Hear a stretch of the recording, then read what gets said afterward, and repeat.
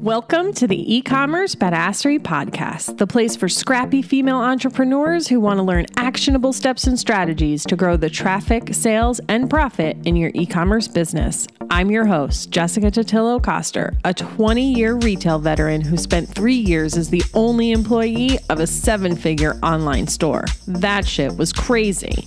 I know exactly how it feels to do all the things, and I'm sharing everything I learned the hard way so you don't have to. I may have started this business by accident, but supporting badass bosses like you lights me the fuck up, and I am so stoked to see you grow. Are you ready, babe? Let's roll. Welcome back to the e-commerce Badassery podcast. I'm your host, Jessica Totillo-Coster. This is going to be a quick one today because it's the height of the holiday kickoff and you've probably been glued to your TV watching election results and you might be a little bit behind the 8 ball. My goal here is to remind you that we're coming down to the wire and it might be time for you to set aside a block of time to assess where you're at right now and figure out what you have left to do so you can go into the rest of the holiday season focused on running the business. Back in late August, early September, I did a 3-episode series walking you through my 3-step process for executing a marketing campaign in your e-commerce business. It was focused on Q4 and holiday, but can be used for any big campaign or season. That's episodes 22 through 24. Take a listen if you haven't already. The link for that will be in the show notes. For today's episode, I want to cover 2 main things: how to decide what your marketing should look like for your business, and a tool I love to use called a knockdown list. This is to help you get through all those little nitty-gritty details, check off all the boxes, and make sure you have all your ducks in a row as you go into Black Friday weekend, Cyber Monday, otherwise known as the Cyber 5. And one other note. If you are behind schedule on fleshing out your holiday plans, your best bet is to limit your focus on things that drive the revenue and profit needles in your business. Don't get caught in the weeds on things like holiday graphics on your homepage. At this point in the game, it's a nice to have, but it's not necessary. Put your energy into marketing and selling your products. And if you have a small team and can't do all the marketing things, focus on what has the highest potential of getting you to your goal. So let's break this down a little bit. When you're first thinking about your marketing strategy, holiday or not holiday, we're pretty quick to think we need to do all the things. And if you can and have already set yourself up to be able to do that, awesome, go for it. But if you're not, this is where you need to start getting real with yourself and figure out how you can actually hit your goals without running yourself ragged. And the best way to do that is to double down on what you know works and leave the rest for another day. There's a couple of other things you need to consider here.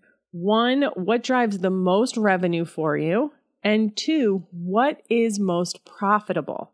We all know there's a difference between revenue and profit, and different businesses are going to have different goals when it comes to what they're looking to achieve. Some businesses in the earlier stages are just looking to drive revenue and build their customer base. Other businesses have already gotten to a place where they've proven their concept, have a solid base of customers, and now are just ready to steadily maintain or grow their profit. Let's start with a profit mode because that's the more conservative route here. If your goal is to drive profitability, then you'll need to look at not only your revenue driving activities, but which are the most profitable. It's possible that your ads bring in more revenue, but that when you break down your ad spend and the management fee, it's less profitable than, say, getting on live video on Instagram or sending out emails. You'll have to dig into your numbers to really understand this, and it's going to be different for every business. But remember that just looking at your revenue isn't enough to really tell you the impact this particular activity is having on your business. And don't forget to consider the cost of the person executing this, even if that person is you. You'll also want to think about the customer you're going to attract with this type of marketing. Are they going to be a one-hit wonder or a long-time customer with a high lifetime value? Are they a repeat customer who is likely to spend more in their individual transaction? Or are they brand new and likely to be on the lower end or below your average order value, proving that you'll need more of them to make up the same revenue as that one repeat customer. In a previous episode, and I can't for the life of me remember which one, I talked about 2 clients I've worked with, one in the bridal industry and another in a hobby industry. Their customer bases are vastly different, with the latter having a much higher repeat customer rate. For her, email is already a huge driver of her business, and it's likely that even adding just a little bit of additional effort there would lead to additional revenue.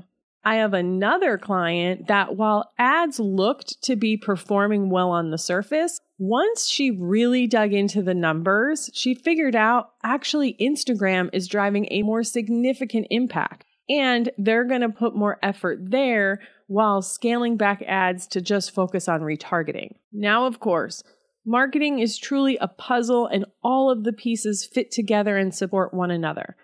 But with a little research, you should be able to pull out some clear winners that you can put more effort into during this season and just give yourself permission to not do all the things. On the flip side of this, what if you're just focused on increasing your revenue and building your customer base? Profits be damned. Firstly, I would challenge you on that for a moment and ask you why that is. Do you really not need to be profitable right now because your business is new, you have another source of income and money to invest? Or is it just because you think it would be cool to say you had a lot of revenue? If you determine that it really is because you don't need the profit right now, that's how I started in my business, by the way, constantly reinvesting to grow, then you want to approach this a little bit differently. For you, visibility is going to be key, and ads are probably a good way to do that. Your goal here might be to just break even on ads so you can grow your customer base. You might even be willing to lose a little bit of money because you know that you'll make up the difference with the lifetime value of your customer. Note, I do not recommend you do this unless you really have the money to lose. But if that is the case for you, then totally go for it. Dial up that ad spend, show up on social media every single day. Send emails to your list. Dive into the hustle and grind to capture those customers and that revenue. And then make sure you hit the ground running next year with a plan to retain them.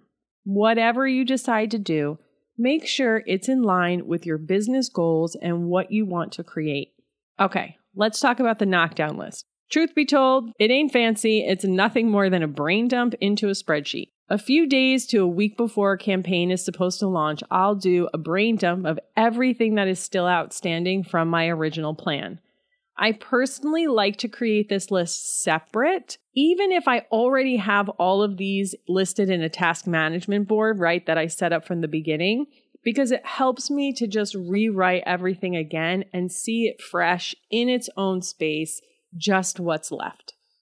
So what do I include in this list? Things like emails I need to schedule, supplies I need to order, canned customer service responses I need to write, website graphics I need to create and add to the site, social media content, last-minute inventory and site merchandising checks, gift guides that still need to be created. Basically, anything I came up with in my initial planning, preparation, and promotion that has yet to be completed.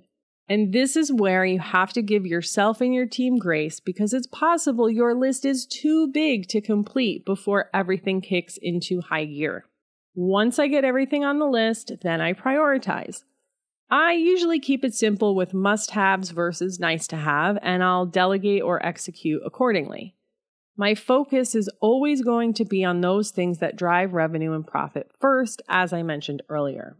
If we take that list I just ran through, I would forsake holiday graphics on my website for email marketing because I know that's more likely to be an actual revenue driver.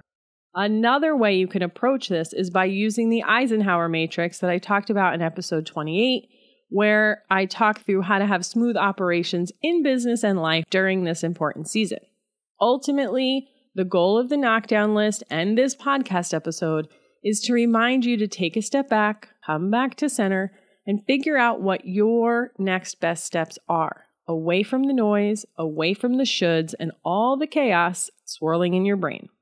Coming up in the next couple weeks on the podcast are some reflections of 2020, some more mini episodes like this, where I'm going to cover some quick but important topics that you'll be able to listen to without much time investment because let's be serious, you're going to be busy. I'm excited to close out 2020 with you and share what I've got in store for next year. Thank you so much for hanging out, e-commerce friends, and I will see you on the flip side.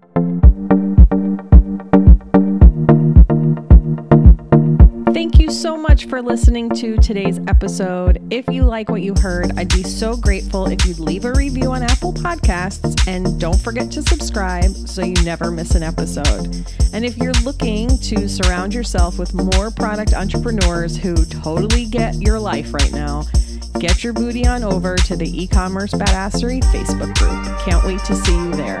Until next time, e-commerce friends, stay badass.